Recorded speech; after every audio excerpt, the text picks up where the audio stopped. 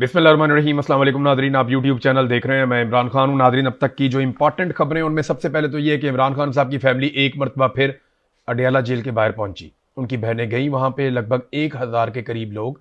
अभी जब मैं वीडियो रिकॉर्ड कर रहा हूं तो मुझे जो इन्फॉर्मेशन मिली वो 1,1200 के करीब लोग वहां पे मौजूद हैं।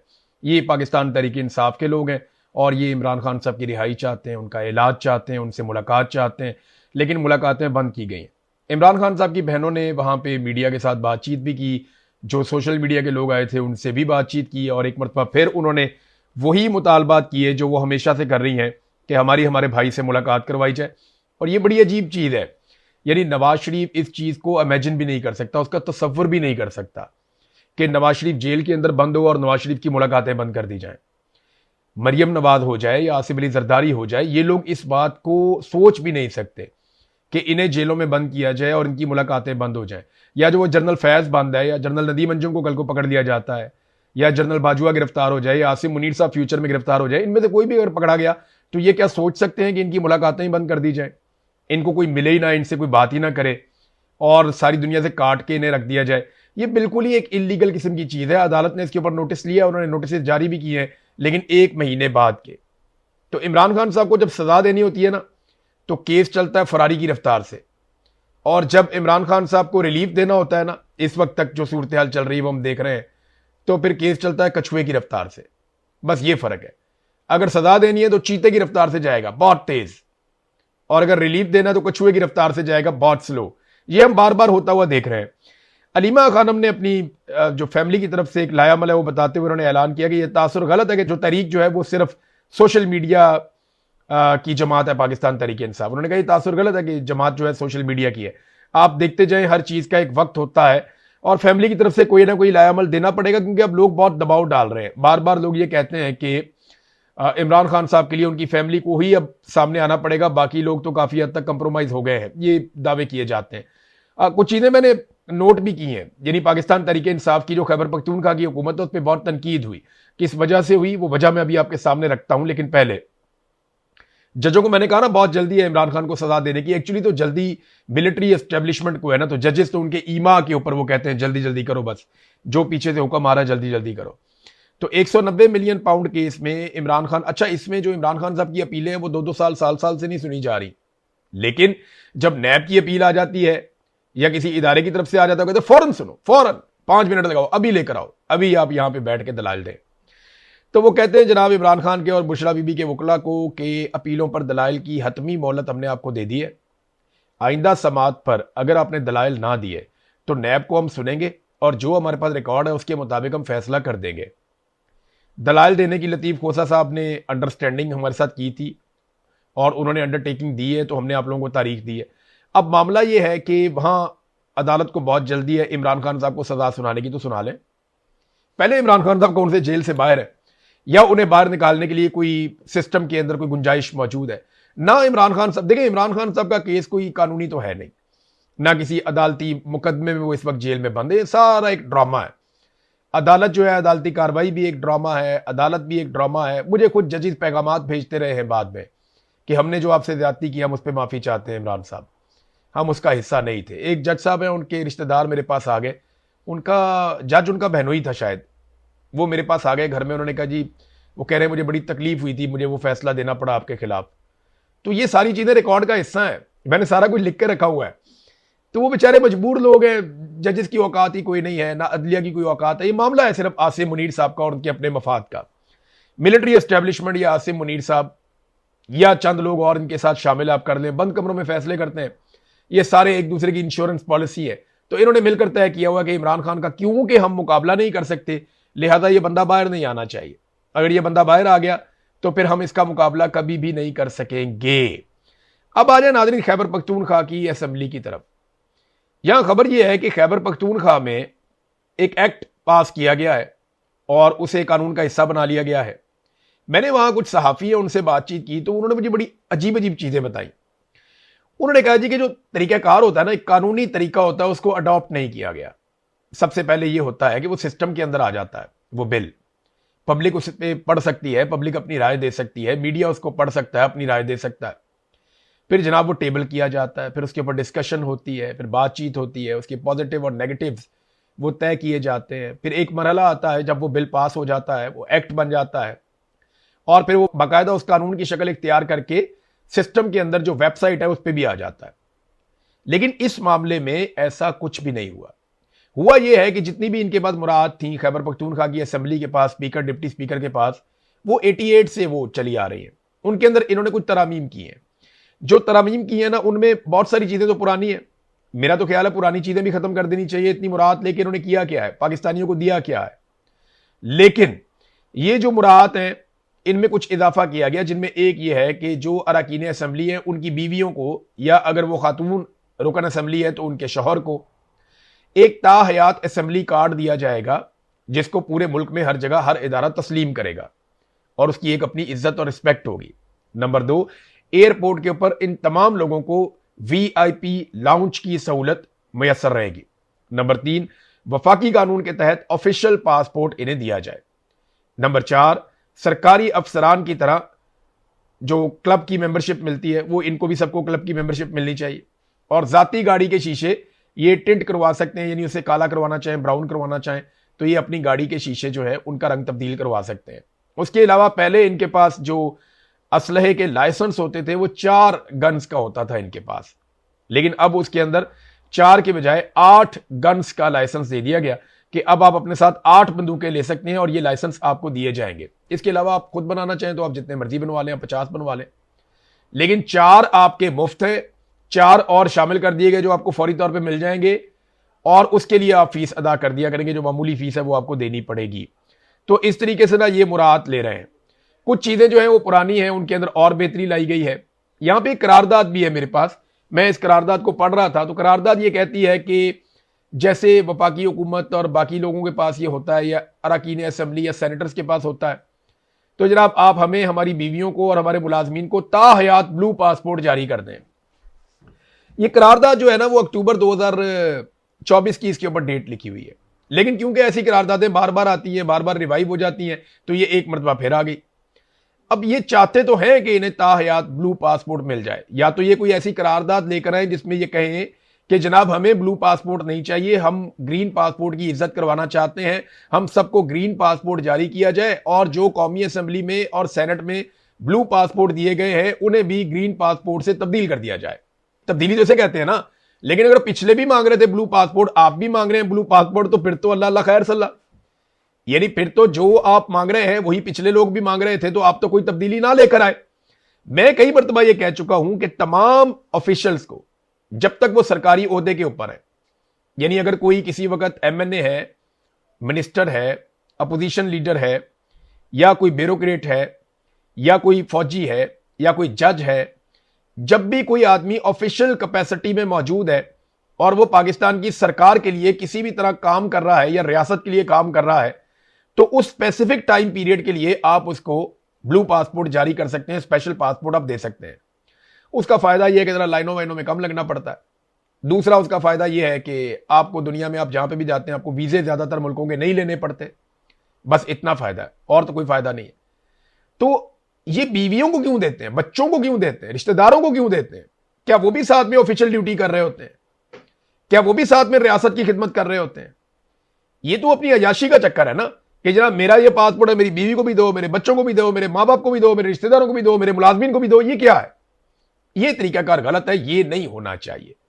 देखिए, जो आदमी जब तक काम कर रहा है उस दिन तक उसके पास वो फैसिलिटी रहनी चाहिए। जिस दिन उसका काम खत्म, उसकी वो फैसिलिटी खत्म, उसी दिन उससे पासपोर्ट वापस लेकर उसको पाकिस्तान का हरा पासपोर्ट दे देना चाहिए। इससे पता क्या होगा, जब तक वो आदमी उस ड्यूटी पे मौजूद रहेगा उसको ये पता होगा कि कल मेरी ड्यूटी खत्म हो जाएगी और मुझे हरा पासपोर्ट मिल जाएगा, तो वो अपने हरे पासपोर्ट के लिए काम करेगा। उसे लगेगा कि मेरे पास आना तो ये हरा पासपोर्ट ही है, या मेरे घर के अंदर जितने लोग रहते हैं, मेरे बच्चे, मेरी बीवी, मेरे रिश्तेदार, उन सबके पास हरे रंग का पासपोर्ट है जो पाकिस्तानी पासपोर्ट है। तो मैं इस पासपोर्ट की इज्जत बढ़ाऊं, इस पासपोर्ट की ताकत बढ़ाऊं, ताकि उन सबका पासपोर्ट अच्छा हो जाए। याद रखिएगा, पाकिस्तान का पासपोर्ट तब अच्छा होगा, तब आलमी रैंकिंग के अंदर उसके अंदर बेहतरी आएगी, जब बड़े बड़े ताकतवर लोग और ये सारे ब्यूरोक्रेट, बड़े बड़े लोग, वो उस पासपोर्ट को इस्तेमाल करेंगे, या उनकी फैमिली उन पासपोर्ट्स को इस्तेमाल करेंगी। जब इन्होंने एक चीज इस्तेमाल ही नहीं करनी, तो वो अच्छा है या बुरा है, तो इससे इन्हें क्या फर्क पड़ता है? कोई फर्क नहीं पड़ता। तो नादरीन, यहां पे मोहम्मद फहीम साहब का मैं आपको पढ़ के सुनाता हूं। वैसे खैबर पख्तूनख्वा के जो वजीर इत्तलात हैं उन्होंने भी एक स्टेटमेंट दिया। उन्होंने कहा जी कि ये जो ब्लू पासपोर्ट जारी करने की मंजूरी से मुतालिक गर्दिश करने वाली तमाम खबरें झूठी हैं। बिल्कुल ठीक कह रहे हैं वो, आप तो ब्लू पासपोर्ट जारी नहीं कर सकते, तो वफाकी हुकूमत का। हां, करारदाद वाली खबर ठीक है, करारदाद मौजूद है अपनी जगह पे कि ब्लू पासपोर्ट दिया जाए जिसको विड्रॉ नहीं किया जा रहा।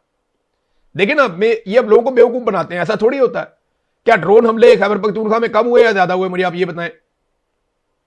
74% इजाफा हुआ है 2026 में ड्रोन हमलों में। यानी जितने ड्रोन हमले अली अमीन गंडापुर के दौर में हो रहे थे, उससे ज्यादा ड्रोन हमले सुहेल अफरीदी के दौर में हो रहे हैं। अली अमीन गंडापुर के दौर में तो ये लोग रोला भी डालते थे कि ड्रोन हमला हो रहा है। सुहेल अफरीदी साहब के दौर के अंदर कोई रोला ही नहीं डाल रहा। ड्रोन हमले होते चले जा रहे, होते चले जा रहे। मैंने वहां मकामी जराये से कंफर्म किया कि अफगानी मार रहे हैं। उन्होंने कहा नहीं, अफगानिस्तान के इक्का दुक्का जो वाकयात है वो बॉर्डर के पास है। जो असल में ड्रोन हमले पाकिस्तान के अंदर हो रहे हैं वो पाकिस्तान की फोर्सेज ही कर रही है, और ये बड़ा अनफॉर्चुनेट है। लेकिन उसके ऊपर किसी किस्म की कोई कार्रवाई खैबर पख्तूनख्वा की हुकूमत की जानिब से नहीं। इमरान खान ने कहा था मुकदमा दर्ज करो, इन्होंने मुकदमा भी दर्ज नहीं किया। दूसरा, खैबर पख्तूनख्वा में मिलिट्री ऑपरेशन के सख्त खिलाफ इमरान खान साहब ने मौक़िफ़ लिया था। मिलिट्री ऑपरेशन खैबर पख्तूनख्वा में जम के चल रहा है और सुहेल अफरीदी अब उस पर बात भी नहीं करते। पहले तो रोला डालते थे, मैं तीरा जा रहा हूं, मैं यहां जा रहा हूं, मेरे लोग मर गए, इलाके खाली करवा दिए, बेघर हो गए। अब किधर गया वो दुख और दर्द? क्या ब्लू पासपोर्ट दुख और दर्द को खत्म कर देता है? क्या ये तमाम मुराद, ये जितनी चीजें आपको मिल जाती हैं, बड़ी बड़ी तनख्वाहें, बड़े बड़े ठेके, बहुत बड़े बड़े लोगों से आपकी मुलाकातें हो जाती हैं, बहुत सारा पैसा आपके आगे पीछे आ जाता है, बहुत सारे इख्तियारात आपके आगे पीछे आ जाते हैं, तो आप भूल जाते हैं अपने मकसद को। इमरान खान साहब ने कहा था कि ड्रोन हमलों पे FIR होगी, बताएं कहां पे की है उन्होंने कहा था कि मैं खैबर पख्तूनख्वा में किसी भी ऑपरेशन के खिलाफ हूं। इस वक्त जो हो रहा है मैं आपको बता देता हूं। खैबर पख्तूनख्वा में तीरा में ऑपरेशन हो रहा है, वो तो आप अच्छी तरह जानते हैं, उसको तो खाली करवा लिया गया है। अक्का खेल का इलाका उसे खाली करवाया जा रहा है। करम के कई इलाके जो हैं, उनके गांव हैं, वहां से 1.25 लाख के करीब लोग वो बेघर हो चुके हैं अब तक। और नॉर्थ वजीरिस्तान में भी लगातार जो है वो लोगों को बेघर किया जा रहा है। तो ये 3-4 जगहों पे मजीद एवैक्यूएशन हो रही है, लोगों से उनके इलाके खाली करवाए जा रहे हैं, ऑपरेशन लगातार होते चले जा रहे हैं। किधर है खैबर पख्तूनख्वा की इमरान खान की हुकूमत? इमरान खान तो चलो जेल में है, उससे तो मुलाकात ही बंद की हुई है, तो बाकी लोग सारे किधर गए? अच्छा, एक और बड़ी इंटरेस्टिंग बात मैं आपको बताता हूं। जहां मैं तहरीक इंसाफ पे तनकीद कर रहा हूं ना, वहां मैं इनकी तारीफ भी करता हूं, बड़ी मजेदार। तहरीक इंसाफ की हुकूमत की सबसे ज्यादा जो मंजी ठोकता है ना, वो पाकिस्तान तहरीक इंसाफ का ही कारकुन ठोकता है। सबसे ज्यादा इनके आगे जो बंद बांधता है ना 2 नंबरियों में और फ्रॉड में, ये तो पता नहीं क्या कुछ कर देते हैं अगर पाकिस्तान तहरीक इंसाफ का कारकुन इमरान खान के विजन के ऊपर ना खड़ा होता तो। एक एक बंदा इनको पड़ जाता है सोशल मीडिया पे, और हर जगह पे इनको सवालात होते हैं कि जनाब आप मुराद ले रहे हैं, इमरान खान जेल में पड़ा। यानी जिस वक्त इमरान खान साहब की आंख के मसाइल चल रहे हैं, उनको निकाल निकाल कर अस्पतालों में ले जाया जा रहा है, उस वक्त खैबर पख्तूनख्वा में इस किस्म के बिल लाए जा रहे हैं, इस किस्म की चीजें की जा रही हैं, मुराद के बंदोबस्त किए जा रहे हैं। तो समझे ना आप इस बात को कि प्रायोरिटीज क्या है। लेकिन पाकिस्तान तहरीक इंसाफ का जो वर्कर है उसको शाबाश, वो PMLN या पीपल्स पार्टी के वर्कर की तरह नहीं है। PTI जो है वो गलत टिकट जारी करती है तो वर्कर पड़ जाते हैं फौरी तौर पे।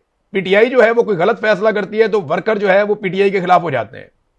उस्मान बुज़दार को पाकिस्तान तहरीक इंसाफ के लोगों ने 3.5 साल तक तस्लीम नहीं किया। इमरान खान गलत साबित हुए एंड ऑफ द डे, और लोग सही साबित हुए। वो उस्मान बुज़दार जो है वो छोड़कर चला गया इमरान खान को। इमरान खान गलत साबित हुए, लेकिन पाकिस्तान तहरीक इंसाफ के बाशऊर लोग ठीक साबित हुए। उन्होंने आखिरी दिन तक उस्मान बुज़दार को कबूल नहीं किया। कितनी मजेदार बात है। तो ये मुराद वाला खेल कोई नया नहीं है, ये पुराना है। आपको याद होगा उस्मान बुज़दार ने भी इसी तरह की कार्रवाइयां डालने की कोशिश की थी। ये एक बिल तब भी लेकर आए थे पंजाब के अंदर कि जनाब हर साबिक वजीर आला को फलानी फलानी मुराद मिलेंगी, अगर उसका लाहौर में घर नहीं है तो उसको घर दिया जाएगा, और GOR के अंदर उसको फला फला अलाउंस भी दिया जाएगा। तो उस वक्त भी पाकिस्तान तहरीक इंसाफ ने बहुत चित्रोल की थी उस्मान बुज़दार की। मीडिया तो चुप ही रहता है। तो इमरान खान साहब ने फिर यह हरकत रुकवाई थी और इमरान खान साहब ने इसकी मुखालफत की थी। तो मैं आपको यह बताता हूं कि पाकिस्तान तहरीक इंसाफ एक्चुअली वो है जो इमरान खान की सोच है, और वो सोच आम आदमी तक चली गई है। अब आम आदमी अपनी ही पॉलिटिकल पार्टी पे चढ़ जाता है जब कभी वो गलत फैसला करते हैं। लेकिन दूसरी तरफ आप देखें, पीएमएलएन जो मर्जी करे, वो 11 अरब का जहाज लिया, वो 1100 अरब का भी जहाज लेगी ना, तो एक पीएमएलएन का कारकुन नहीं बोलेगा। वो पीका का ऑर्डिनेंस लेके आए, कोई और कानून लेकर आए, वो जो मर्जी कर ले, जितनी मर्जी फाशिज्म कर ले, कोई नहीं बोलेगा। पीएमएलएन के कारकुन को अगर वो चोरों को, डाकुओं को, लुटेरों को, गालम गलोच करने वालों को टिकट भी दे देंगे ना, ओहदे दे देंगे, तो पीएमएलएन का कारकुन नहीं बोलेगा। है ना इंटरेस्टिंग बात? ये बड़ी मजेदार बात है। ना नून लीग का कारकुन बोलता है, ना पीपल्स पार्टी का कारकुन बोलता है, क्योंकि उनके लीडरों ने इतनी बेईमानी की है कि कारकुनों की जुबानें ही बंद हो गई हैं। वो उनसे कुछ अच्छा एक्सपेक्ट ही नहीं करते। लेकिन पीटीआई का कारकुन जो है, उसको इसलिए शाबाश है कि वो अपनी पॉलिटिकल पार्टी के ऊपर अटैक कर देता है कि जनाब ये गलत काम कर रहे हो, हम नहीं होने देंगे, हम इसको सपोर्ट नहीं करेंगे। पीएमएलएन गलत काम करती है तो उनका जो सोशल मीडिया का जो वोटर सपोर्टर जो भी है, वो आ जाता है उसको डिफेंड करने के लिए। ये जबरदस्त चीज है और इसी से पाकिस्तान की बेहतरी की उम्मीद की जा सकती है। बाकी पॉलिटिकल पार्टीज को भी ऐसा ही कल्चर अपनी पॉलिटिकल पार्टीज के अंदर जरूर मुतारिफ करना चाहिए और शामिल करवाना चाहिए। नाजरीन, एक और चीज की गई खैबर पख्तूनख्वा में, जो मुझे एक सीनियर जर्नलिस्ट हैं उन्होंने बताई, मैं हैरान रह गया। फिर मैंने उसको थोड़ा गौर किया तो वाकई ये कार्रवाई डाल रहे हैं कि जनाब जब तक कोई बिल हम टेबल ना करें तब तक आप उसके ऊपर खबर ही नहीं दे सकते। और अगर आपने उसके ऊपर कोई नेगेटिव खबर दे दी तो उन्होंने वहां पे एक जुडिशियल कमेटी बना रहे और वो ये फैसला करेगी कि आपको कितने महीने तक जेल में डालना है। तो अगर आपको जेल में डाल दिया तो आप किसी और अदालत में जाके अपील भी नहीं कर सकते। ये क्या बात हुई? 28वीं आईनी तरमीम अभी तक टेबल नहीं हुई। मैं उसके बारे में अक्सर खबर देता रहता हूं, जो मुझे खबर मिलती है मैं आपको बताता हूं। तो ये तो फिर बड़ा आसान हो जाएगा कि कौमी असेंबली के अंदर 4 एमएनएस की कमेटी बना देंगे, वो कहेंगे जी इमरान रियाज को हमने 6 महीने की सजा सुना दी है और मैं किसी और अदालत में जाके अपील भी नहीं कर सकूंगा। ये सख्त ज्यादती है। ये जो चीजें की जा रही हैं इनको बंद करें, वरना कल को आपने अपोजिशन में भी जाना है। कभी आप हुकूमत में होते हैं, कभी आप अपोजिशन में होते हैं। तो इस किस्म की चीजें करके आप मीडिया का मुंह बंद करेंगे और मीडिया फिर आपका भी मुंह बंद करेगा जब वक्त आएगा। तो फिर आप देखिएगा। देखिए ना लाहौर पुलिस के साथ क्या हुआ। उन्होंने मीडिया को बहुत नाको चने चबुआ के रखा हुआ था, अहमियत ही नहीं दे रहे थे, बात ही नहीं सुनते थे। मीडिया खबरें देता था, वो उनको आगे से दफ्तरों से निकलवा देते थे, नौकरियां बंद करवा देते थे, बीटें चेंज करवा देते थे। वो जब मीडिया के हथे चढ़े तो मीडिया ने उनके ऊपर चढ़ाई कर दी। हालांकि वहां पे बड़ा मौका था, मीडिया के पास बहुत सारे आम सवाल किए जा सकते थे। मरियम नवाज की नाजरीन ब्रांडिंग की जा रही है, डार के बेटे की भी ब्रांडिंग हो रही है। प्लान यह है कि मरियम नवाज को वजीर आजम बनाया जाएगा और डार के बेटे को वजीर आला पंजाब बनाया जाएगा। हमजा शहबाज की जनाब छुट्टी की जाएगी। मरियम नवाज ने किया क्या है? सारे गेम उठा के रखते हैं, सबसे अच्छी वजीर आला, सबसे ज्यादा काम। हाँ, वो सबसे अच्छे कपड़े पहनती है, बिल्कुल बात ठीक है। सबसे ज्यादा पैसा खर्च करती है, बिल्कुल बात ठीक है। सबसे ज्यादा प्रोटोकॉल लेती है, बात बिल्कुल ठीक है। सबसे महंगे तैयारे के अंदर सैर करती है पूरी दुनिया की, बात बिल्कुल ठीक है। बैरून मुल्क भी जाती है वजीर आजम का प्रोटोकॉल लेकर, बात बिल्कुल ठीक है। और उसने किसानों का बेड़ा गर्क कर दिया, बात बिल्कुल ठीक है। गरीब आदमी का सत्यानाश कर दिया, बात बिल्कुल ठीक है। तीसरा साल है, गंदम का बोरान खत्म नहीं हो रहा, बात बिल्कुल ठीक है। मजदूर को बेहाल कर दिया, स्कूल प्राइवेटाइज कर दिए, महकमा से तबाह कर दिया। कानून की सूरत हाल आपके सामने है कि कानून रखेल बन गया ताकतवर आदमी के घर की। जब रजा डार का नाम आया तो कानून जो है उसकी चीखें निकल गई। गरीब आदमी के नेफे में पिस्तौल चलाने वाला कानून जो है, उनके अपने नेफे में पिस्तौल चला दिया रजा डार ने। ये नाजरीन सारा कुछ हुआ क्योंकि मरियम नवाज को गवर्नेंस का नहीं पता। मरियम नवाज की लेकिन ब्रांडिंग की जा रही है कि उसको हमने वजीर आजम बनाना है और अली डार को हमने वजीर आला बनाना है, और लोग अब ये बात करना भी शुरू हो गए। अच्छा, ये जो रजा डार वाला मामला ना, इसमें एक और चीज सामने आई है। मैं जाते जाते आपको ये चीज आपके सामने में रख देता हूं। ये है जनाब, मामला जो है ना, वो पहले कहा जा रहा था $15 लाख है, $1.5 मिलियन, लेकिन अब ये मामला $4.5 करोड़ तक पहुंच गया है। यानी जो गैर मुल्की खवातीन का अगवा और ज्यादती का जो केस है ना, मजीद 4 अफराद को पुलिस ने हिरासत में लिया है और जराए ये बता रहे हैं कि खवातीन को क्रिप्टो करेंसी में मजीद कारोबार करने का झांसा देकर पाकिस्तान बुलाया गया। क्रिप्टो करेंसी में $1.5 करोड़ की मजीद सरमायाकारी के लिए एक सिकंदर नामी मुलजिम को सामने लाया गया। ये जो सिकंदर है ना, ये रिश्तेदार है उसका, अली डार का, ये भी रिश्तेदार है। मैंने आपको कहा था ना कि एक रिश्तेदार और भी है, थोड़े दिन पहले मैंने आपको बताया था। तो इसी तरह ये जो रजा डार है, ये सिकंदर डार है, ये आपस में रिश्तेदार है। जराये के मुताबिक खवातीन को पाकिस्तान बुलाने का मकसद $4.5 करोड़ रिकवर करना था। थोड़ा सा पहले आपने खबर सुनी थी ना कि एक पाकिस्तान में बड़े आदमी के बच्चों के क्रिप्टो के अंदर बहुत सारे पैसे डूब गए। सवाल मेरा यह है कि इन बेशर्मों के पास छोटी छोटी उम्रों में ये करोड़ों अरबों रुपए कहां से आ जाते हैं? यार ये मजाक है, $4.5 करोड़, ये मजाक है। वो सारी जिंदगी कोई आदमी इतने पैसे नहीं कमा सकता। अच्छे खासे कारोबारी लोग सारी जिंदगी इतना पैसा नहीं कमा सकते।